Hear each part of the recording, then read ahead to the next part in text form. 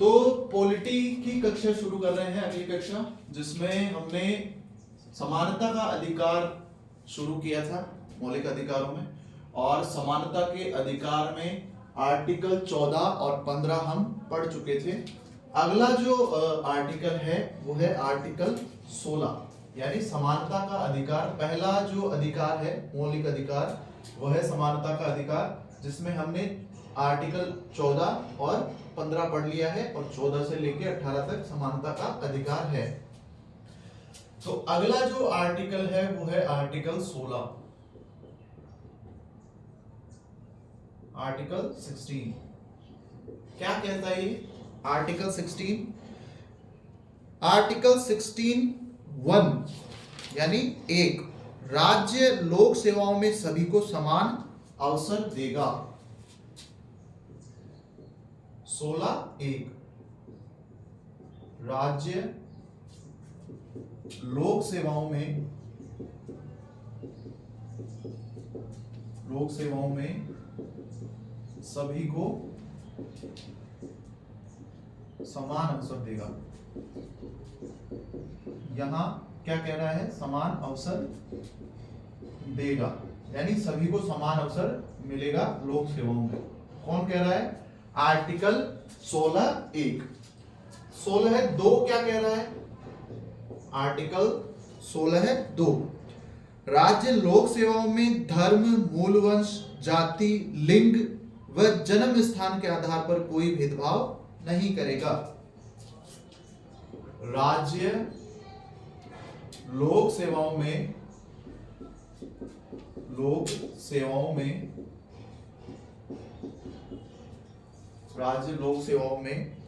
धर्म, मूल वंश, जाति, लिंग, धर्म, मूल वंश,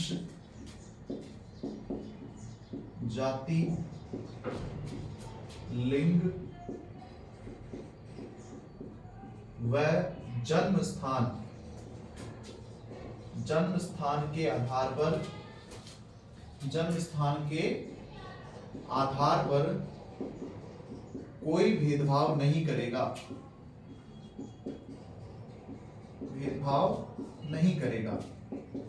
यानी सभी को क्या देगा? लोक सेवाओं में समान अवसर देगा। ठीक है, किसी को भी वंचित नहीं किया जाएगा, और धर्म, मूल वंश, जाति, लिंग व जन्म स्थान के आधार पर कोई भेदभाव किसी के साथ नहीं किया जाएगा। किसमें? लोक सेवाओं में, जैसे IAS, IPS, इनमें। ठीक है। आर्टिकल 16(3) क्या कह रहा है वो देखते हैं। राज्य लोक सेवाओं में निवास स्थान TSP क्षेत्र के आधार पर भेदभाव कर सकता है। ये देखिए यहां पे राज्य लोक सेवाओं में निवास स्थान में जैसे TSP क्षेत्र में भेदभाव कर सकता है। ठीक है, यानी TSP वालों के लिए अलग से सीटों का आवंटन कर सकता है, अलग से नौकरियां दे सकता है। ठीक है। अगला है अनुच्छेद 16(4). ठीक है, यह अनुच्छेद फर्स्ट संशोधन, यानी पहला जो संशोधन हुआ, अनुच्छेद 4। ठीक है, सॉरी, चौथा नहीं है, 6 हो गया। अनुच्छेद 4 क्या कह रहा है? सबसे पहले तो ये लिखोगे, यह अनुच्छेद कब जुड़ा? फर्स्ट संशोधन, संविधान संशोधन के तहत जोड़ा गया। कब हुआ था पहला संशोधन? 1951 में। ठीक है, यानी यह जो चौथा है आर्टिकल 16(4), यह अनुच्छेद पहले संशोधन के द्वारा जोड़ा गया, और इसमें क्या कहा गया इसमें कहा गया कि SC ST व पिछड़े वर्गों को लोक सेवाओं में आरक्षण दिया जाएगा। बिल्कुल, किसमें कहा गया, इस वाले में, इसमें कहा कि SC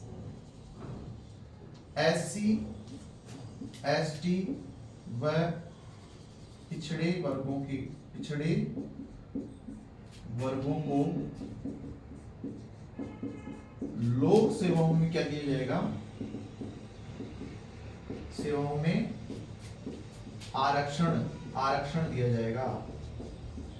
ठीक है, यानी SC ST व पिछड़े वर्गों को क्या दिया जाएगा, आरक्षण दिया जाएगा। किसके तहत, आर्टिकल 16(4) के तहत।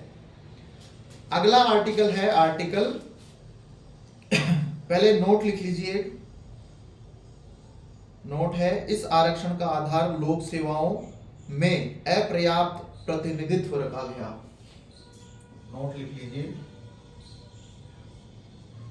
इस आरक्षण का आधार लोक सेवाओं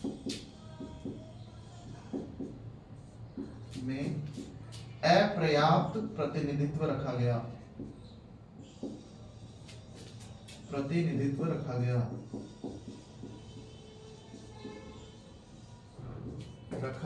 गया। ठीक है, यानी ये जो आरक्षण दिया गया है, SC ST व पिछड़े वर्गों को लोक सेवाओं में आरक्षण मिला है, इसका आधार क्या रखा गया है, अपर्याप्त प्रतिनिधित्व। यानी आपको इसमें अपर्याप्त प्रतिनिधित्व रहा, सभी जितने भी ये SC है और ST है और पिछड़े वर्ग की कैटेगरी है, इनका क्या है, लोक सेवाओं में अपर्याप्त प्रतिनिधित्व है। ठीक है,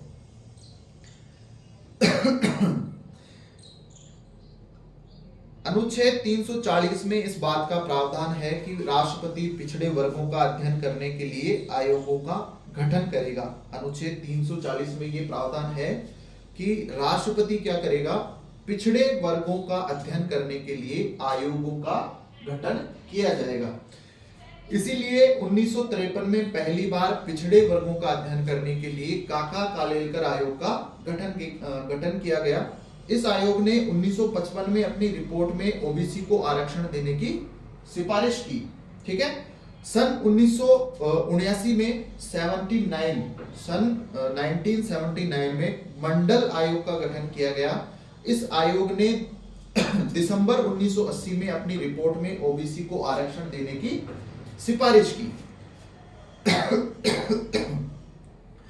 फिर सन 1990 में वीपी सिंह की सरकार के द्वारा मंडल आयोग की सिफारिश पर ओबीसी को केंद्र में 27% आरक्षण दिया गया और सन 1991 में नरसिम्हा राव की सरकार द्वारा जनरल वालों को आर्थिक पिछड़ापन के आधार पर 10% आरक्षण दिया गया। सन 1992 में इंदिरा साहनी वर्सेस भारत संघ मामले में इन दोनों ही आरक्षणों को चुनौती सुप्रीम कोर्ट में दे दी गई और फिर जो सुप्रीम कोर्ट में जैसे ये मामला गया तो सुप्रीम कोर्ट ने इस पर कुछ निर्णय लिए। ओबीसी को दिया गया आरक्षण वैध माना गया, जनरल को दिया गया आरक्षण अवैध है क्योंकि आर्थिक पिछड़ापन का उल्लेख संविधान में नहीं था। आरक्षण की सीमा अधिकतम 50% तक हो सकती है और पदोन्नति में आरक्षण नहीं दिया जाएगा। अब है आर्टिकल 16(6). आर्टिकल 16(6) अब ये क्या कह रहा है, यह अनुच्छेद 103वें संशोधन जो कि 2019 में हुआ उसके द्वारा जोड़ा गया। यह अनुच्छेद 103वें संशोधन 2019 में जोड़ा गया। ठीक है, 2019 में जुड़ा है। इसमें ईडब्ल्यूएस को लोक सेवाओं में आर्थिक पिछड़ापन के आधार पर 10% आरक्षण दिया गया है। इसमें ईडब्ल्यूएस को आर्थिक पिछड़ापन के आधार पर, आर्थिक पिछड़ापन के आधार पर लोक सेवाओं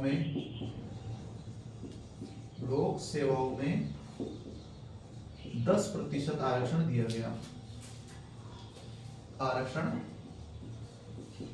गया, ठीक है। तो ये अनुच्छेद 16 आपके कंप्लीट होता है। अगला है अनुच्छेद 17, आर्टिकल 17 यानी अनुच्छेद 17। अगला है आर्टिकल 17। आर्टिकल 17 क्या है? अस्पृश्यता का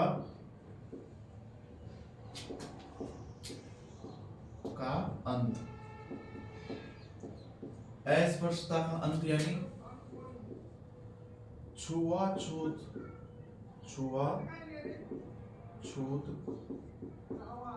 की भावना का अंत, ठीक है।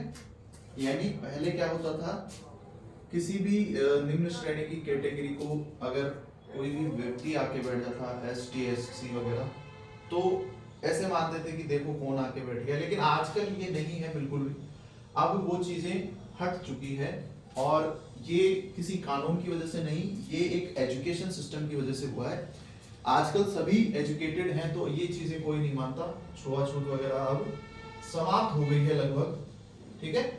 अब इसमें कुछ अधिनियम हैं, वो देख लीजिए। अधिनियम इनके लिए, ठीक है। अधिनियम क्या है? अस्पृश्यता निवारण अधिनियम। अस्पृश्यता निवारण अधिनियम,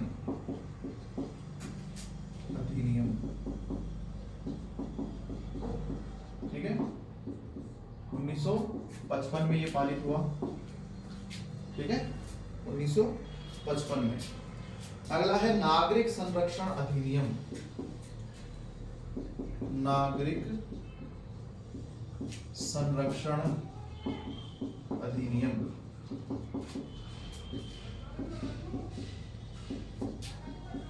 ठीक है। नागरिक संरक्षण अधिनियम ये हुआ आपके 1976 में। ये कब पारित हुआ? 1976 में।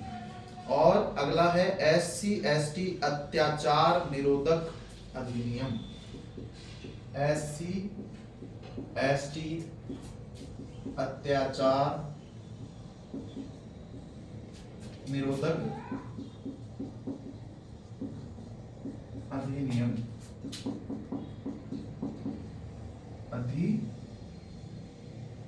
गलत लिख दिया क्या? एक मिनट, इसको सही कर देते हैं। अधिनियम ये कब पारित हुआ? 1989 में, ठीक है। तो ये 3 अधिनियम है। अगला अनुच्छेद है अनुच्छेद 18, आर्टिकल 18। आर्टिकल 18 क्या कहता है? उपाधियों का अंत। उपाधियों का अंत,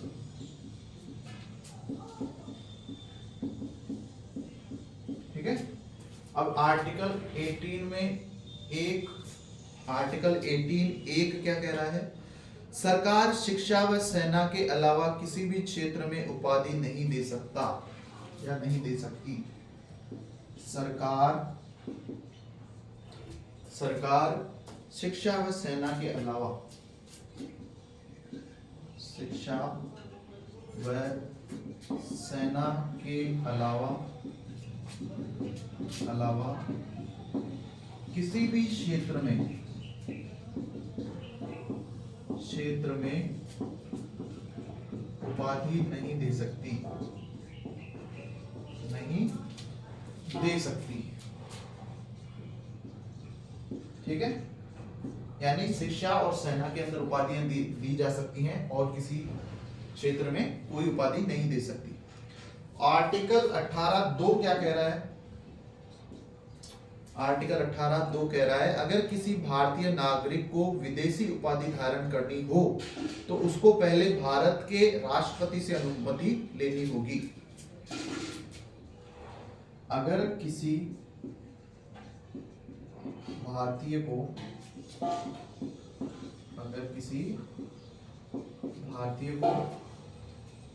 विदेशी उपाधि धारण करनी हो, विदेशी उपाधि धारण करनी हो तो उसे पहले भारत के राष्ट्रपति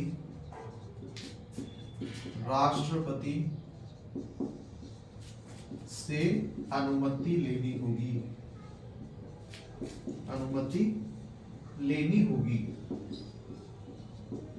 ठीक है, अनुमति लेनी होगी। तो ये है आपके पहला मौलिक अधिकार, समानता का अधिकार कंप्लीट हो गया है। यहाँ समानता का अधिकार 14 से लेकर 18 तक है। हमने 14 से लेकर 18 तक पढ़ लिया है। 14 और 15 हमने पहली वाली कक्षा में पढ़ी है और 16, 17 और 18 आर्टिकल आज की कक्षा में हमने पढ़ा है। अगला जो मौलिक अधिकार है वो है स्वतंत्रता का अधिकार, जो कि 19 से 22 तक है। अगला मौलिक अधिकार कौन सा है? दूसरा, स्वतंत्रता का अधिकार। दूसरा मौलिक अधिकार है स्वतंत्रता का अधिकार। कहां से कहां तक है? आर्टिकल 19 से 22। ठीक है, स्वतंत्रता का अधिकार आर्टिकल 19 से 22। अब आर्टिकल 19 क्या है? मूल संविधान में इसमें 7 प्रकार की स्वतंत्रताओं का उल्लेख था, लेकिन वर्तमान में केवल 6 प्रकार की स्वतंत्रता है। ठीक है, तो सबसे पहले आर्टिकल 19(1)(a) पढ़ेंगे। Article 19(1)(a). ठीक है, आर्टिकल 19(1)(a) इसमें क्या है? विचार व अभिव्यक्ति की स्वतंत्रता। विचार व अभिव्यक्ति की स्वतंत्रता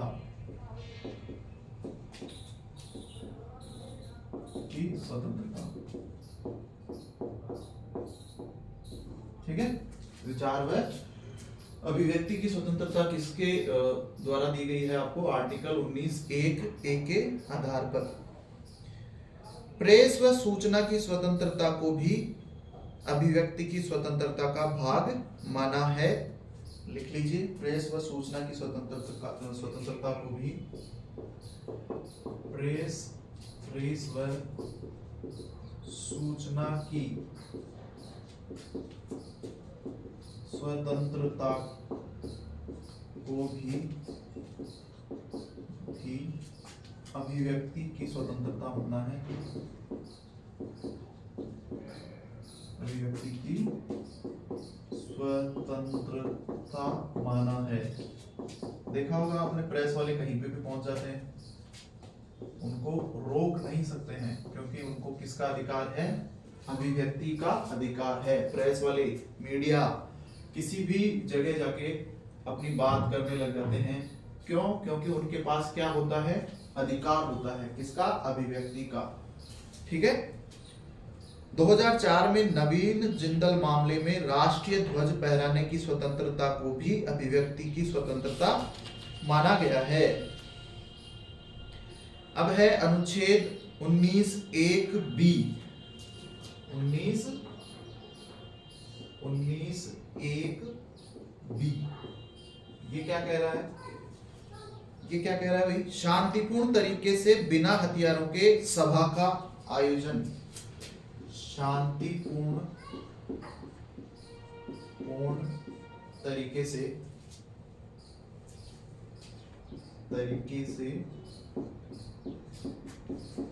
बिना हथियारों के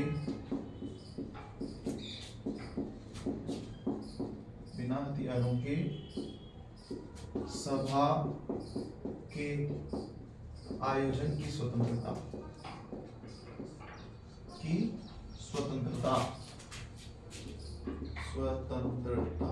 यानी आप आजकल आए दिन हड़ताल होती रहती है, तो सभी कर सकते हैं लेकिन शांतिपूर्ण तरीके से। ऐसे नहीं कि आप हड़ताल के अंदर आप बंदूक लेके बैठे हो या कोई तलवार लेके बैठे हो तो लट पड़ेंगे आपके फिर पुलिस के।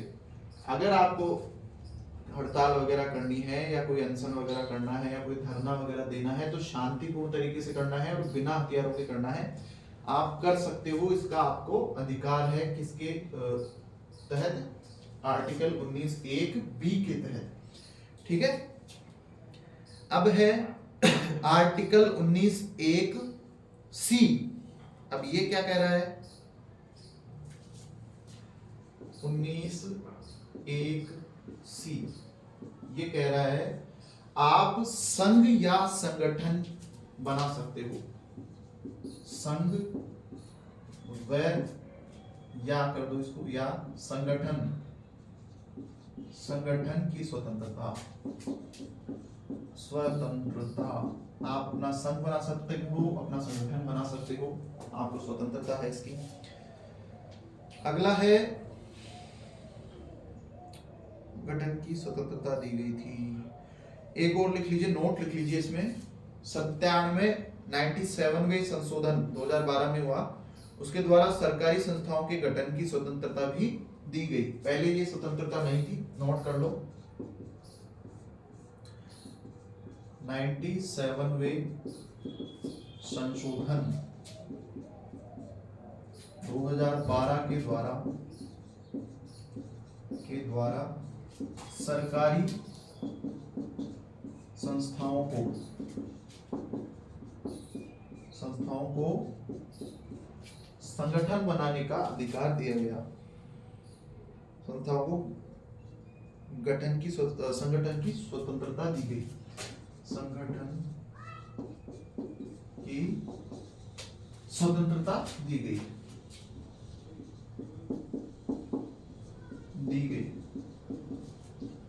ठीक है। अब है आर्टिकल 19(1)(d). ठीक है, 19(1)(d). 19(1)(d) क्या कहता है? भारत भ्रमण की स्वतंत्रता। भारत में कहीं पर भी घूम सकते हो। भारत भ्रमण की स्वतंत्रता। लेकिन कई ऐसी जगह हैं जहां पर घूमने नहीं दिया जाता है। ठीक है, क्योंकि वो रेड जोन होता है। रेड जोन यानी वो आतंकी क्षेत्र हो सकता है, यानी उसमें आपको जाना वर्जित है। ठीक है, ऐसे कुछ क्षेत्र हैं। अगला है अनुच्छेद 19(1)(e).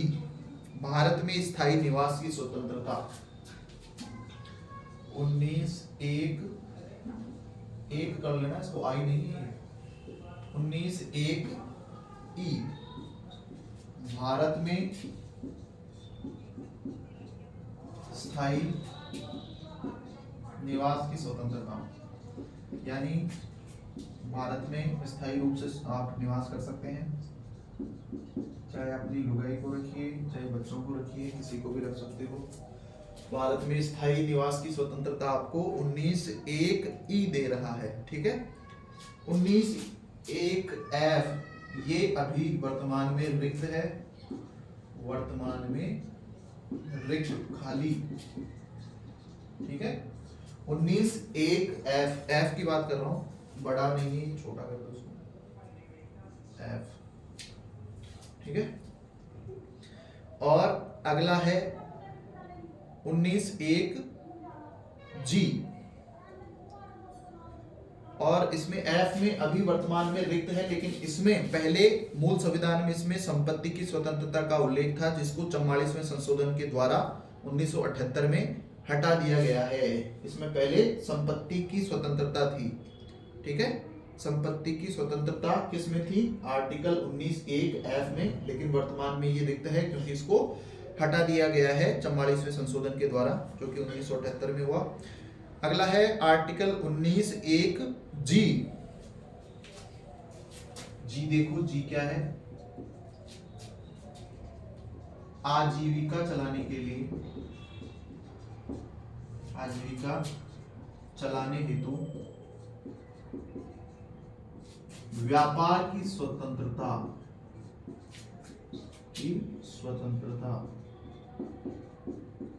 ठीक है, व्यापार की स्वतंत्रता आपको है आजीविका चलाने के लिए।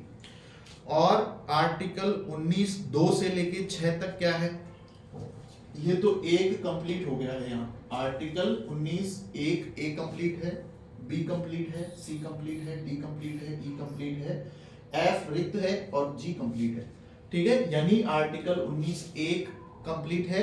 2 से लेके 6 तक, आर्टिकल 2 से लेके 6 तक क्या है, अगर आपकी स्वतंत्रताओं की बदौलत देश की एकता, अखंडता व सांप्रदायिक सौहार्द को खतरा उत्पन्न होता हो या संसद व न्यायपालिका की गरिमा को ठेस पहुंचती हो, तो आपकी स्वतंत्रताओं पर प्रतिबंध लगा दिया जाएगा। ये किसमें है, आर्टिकल 2 से लेके 6 तक लिखा गया है, ठीक है। अब आगे पढ़ेंगे आर्टिकल 20। अगला आर्टिकल है आर्टिकल 20। आर्टिकल 20 मौलिक अधिकारों में है। आर्टिकल 20 क्या कह रहा है, अपराधों के संबंध में दोष सिद्धि में संरक्षण। अपराधों, अगर आपने कोई भी अपराध किया है और दोष सिद्ध हो गया है, फिर भी आपको सरकार के द्वारा संरक्षण दिया जाएगा। अपराधों के संबंध में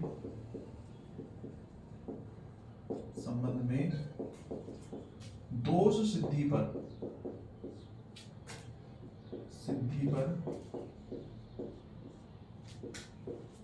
संरक्षण, ठीक है। ये है दो आर्टिकल 20 के अंदर। आर्टिकल 20(1) क्या कहता है, 20(1) क्या कह रहा है, व्यक्ति ने जिस समय व जिस परिस्थिति में अपराध किया है, उसको उसी समय व उसी परिस्थिति के कानून के तहत दंडित किया जाएगा, ठीक है। व्यक्ति ने जिस समय व परिस्थिति में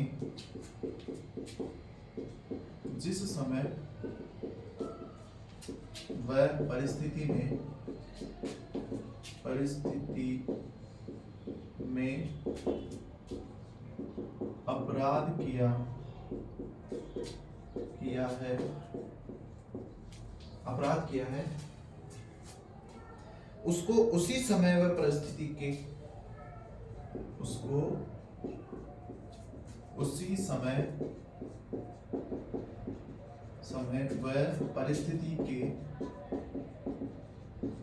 उसको उसी समय व परिस्थिति के कानून के तहत दंडित किया जाएगा, कानून के तहत दंडित किया जाएगा,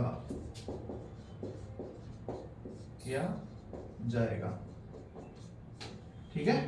ये किसमें लिखा है, अगर मान लीजिए आपने किसी भी परिस्थिति में, मान लीजिए आज कोई अपराध कर दिया आपने, ठीक है, आज कोई भी समय हो, आज के दिन आपने कोई अपराध किया है, तो आज के दिन जो कानून लागू हो रखे हैं उस अपराध के लिए, कोई भी अपराध जो आपने किया, वही उसी के हिसाब से आपको, मान लीजिए 10 महीने बाद आपकी सुनवाई है और सुनवाई में वो आपका दंड साबित हो जाता है, तो उसी के हिसाब से, यानी जब आपने वो दंड जो अपराध किया उसी के हिसाब से आपको दंड दिया जाएगा। ऐसा नहीं है कि 10 महीने बाद में अगर कोई नया कानून आ जाता है तो वो आपको उस हिसाब से दंड दिया जाएगा, बिल्कुल नहीं। जब आपने जो अपराध किया है उसी के हिसाब से, उसी कानून के हिसाब से आपको दंड दिया जाएगा, ठीक है। आर्टिकल 20(2) क्या कहता है? 20(2) कह रहा है कि व्यक्ति को एक अपराध के लिए एक ही दंड दिया जाएगा। व्यक्ति को एक अपराध के लिए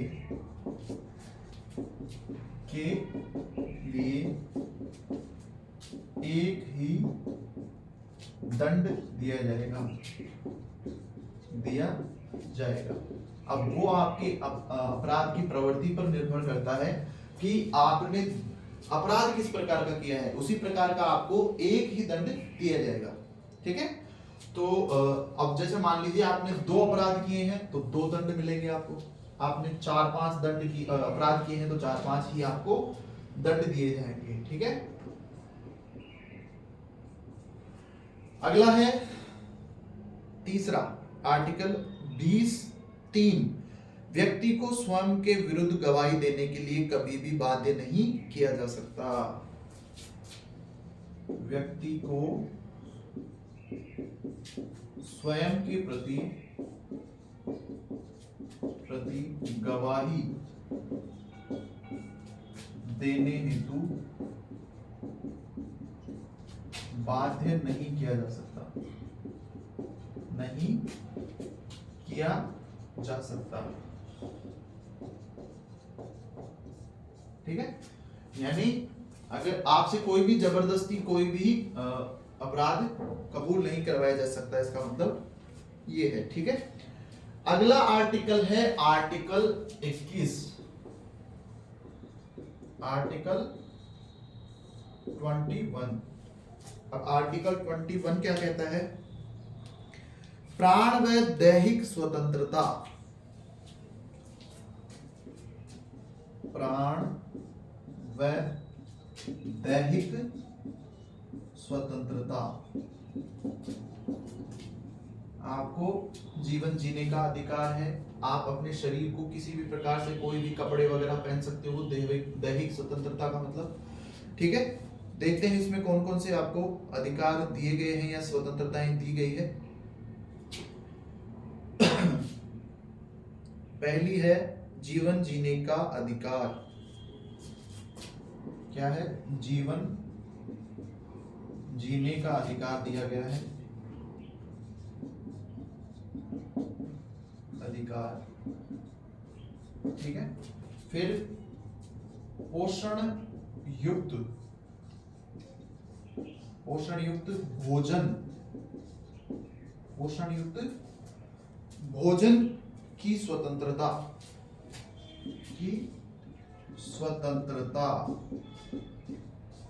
ठीक है। यानी पोषण युक्त आप भोजन को की स्वतंत्रता है आपको। शुद्ध जल पीने की स्वतंत्रता, शुद्ध जल पीने की स्वतंत्रता, पीने की स्वतंत्रता। अगर कहीं भी शुद्ध जल की प्राप्ति नहीं हो रही है तो आप सुप्रीम कोर्ट में इसके तहत जा सकते हैं। ये आपके मूल अधिकार हैं, मौलिक अधिकार का उल्लंघन कोई भी सरकार नहीं कर सकती, ठीक है। यानी अगर आपको इन चीजों में से कोई भी चीज नहीं मिल रही है तो आप सरकार के पास सरकार के विरुद्ध जा सकते हो, ठीक है। अगर आपको पोषण युक्त भोजन नहीं मिल रहा है, जीवन जीने का अधिकार नहीं मिल रहा है, शुद्ध जल, मतलब जितने भी मौलिक अधिकार हैं उनमें कोई भी अगर आपको कमी लगे तो आप जा सकते हैं। कहाँ? सुप्रीम कोर्ट में। वो क्या करता है? मौलिक अधिकारों की रक्षा करता है। इच्छा अनुसार कपड़े पहनने की स्वतंत्रता, इच्छा अनुसार कपड़े पहनने की स्वतंत्रता, पहनने की स्वतंत्रता,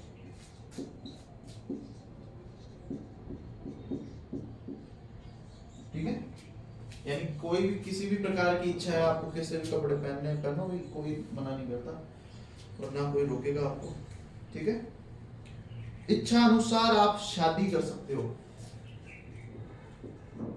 कोई भी पसंद है आपको अनुसार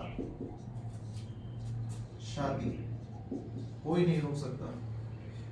शादी की स्वतंत्रता,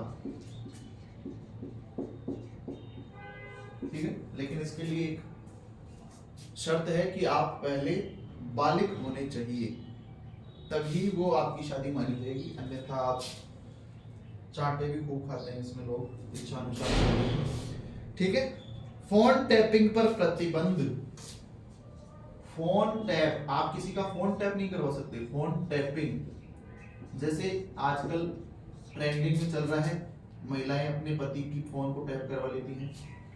फोन टैपिंग पर प्रतिबंध तो नहीं करवा सकते आप। और राजनीति में तो बहुत ज्यादा इस्तेमाल होता है इसका। कोई भी मंत्री किसी दूसरे मंत्री के फोन को टैप करवा लेता है, तो ये बंद है, प्रतिबंध है इसके ऊपर। अगर ऐसा पाया जाता है तो उसे सजा दी जाती है इसके तहत। हथकड़ी पर प्रतिबंध है। अगला क्या है? हथकड़ी पर प्रतिबंध।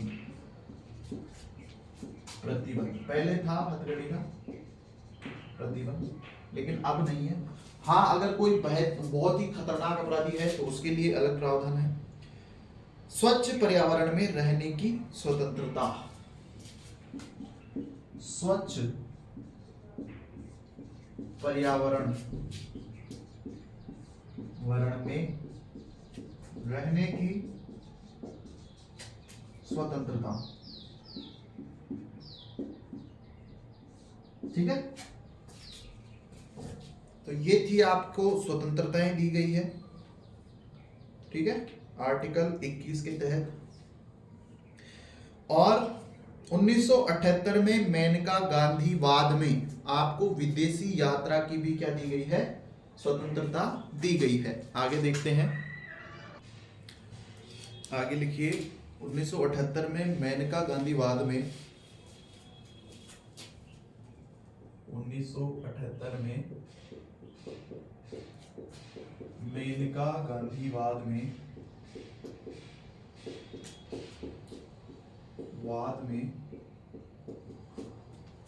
विदेशी यात्रा की स्वतंत्रता दी गई। यात्रा की स्वतंत्रता दी गई, ठीक है। 1997 में विशाखा वर्सेस राजस्थान राज्य में कार्यस्थल पर महिलाओं को यौन उत्पीड़न से सुरक्षा दी गई, ठीक है, ये लिख लीजिए इंपोर्टेंट करके। 1997 में विशाखा वर्सेस राजस्थान सरकार,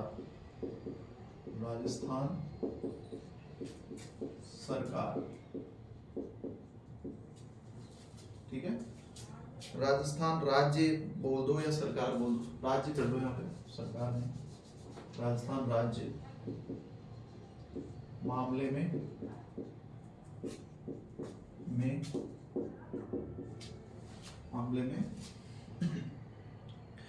कार्यस्थल पर महिलाओं को यौन उत्पीड़न से सुरक्षा दी गई। कार्यस्थल पर महिलाओं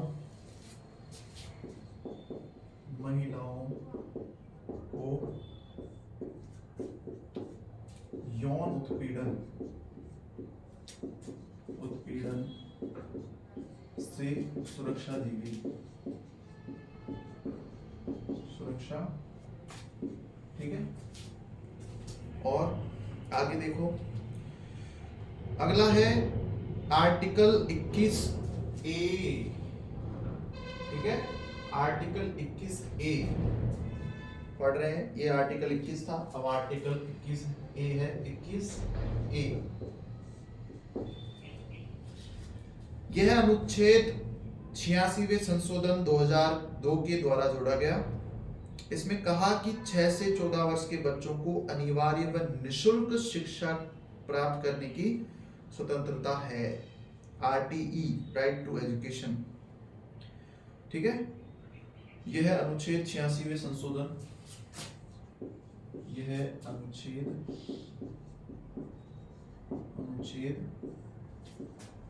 86वें संशोधन 2002 के तहत जोड़ा गया,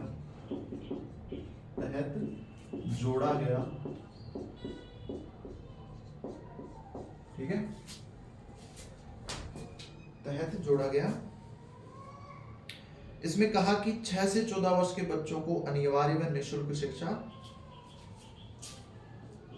6 से 14 वर्ष के बच्चों के लिए, 6 से 14 वर्ष के बच्चों को अनिवार्य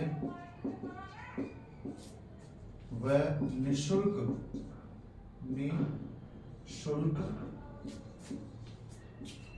शिक्षा की स्वतंत्रता, ठीक है। 21A में क्या बोला कि 6 से लेके 14 वर्ष के बच्चों को क्या दिया जाएगा,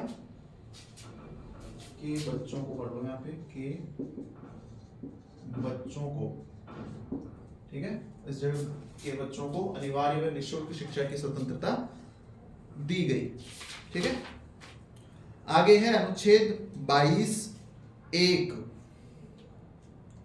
अनुच्छेद 22(1), आर्टिकल 22(1), ठीक है।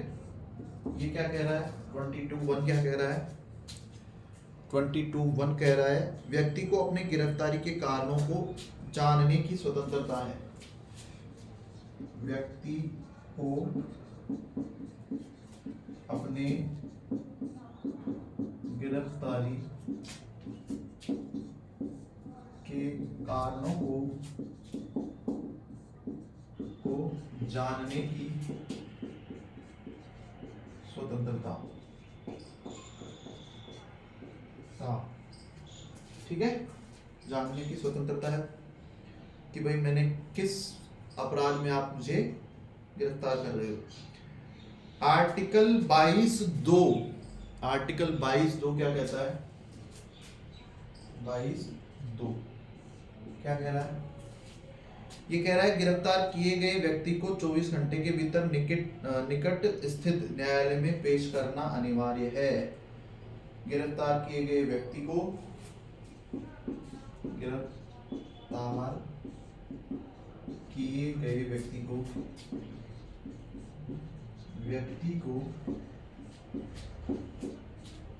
'निकटतम न्यायालय में 24 घंटे के भीतर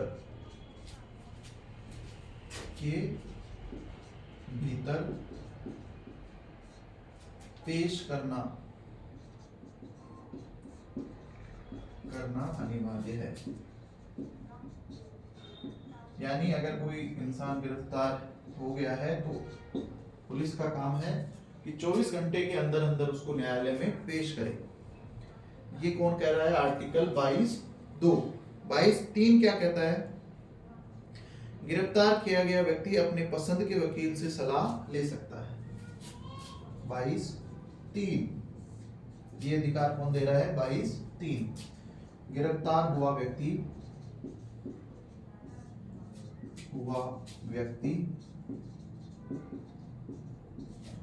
अपने पसंद के वकील से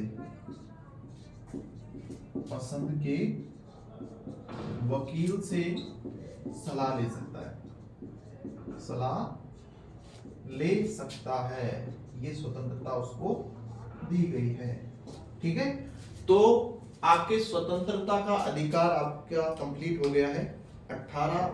19 से 22 तक अनुच्छेद हैं स्वतंत्रता के अधिकार में, जो हमने पढ़ लिए हैं, ठीक है। अब हम अपनी अगली कक्षा में आगे पढ़ेंगे शोषण के विरुद्ध अधिकार, ठीक है। शोषण के विरुद्ध अधिकार हम पढ़ेंगे 23 से लेके 24, ठीक है। तब के लिए धन्यवाद।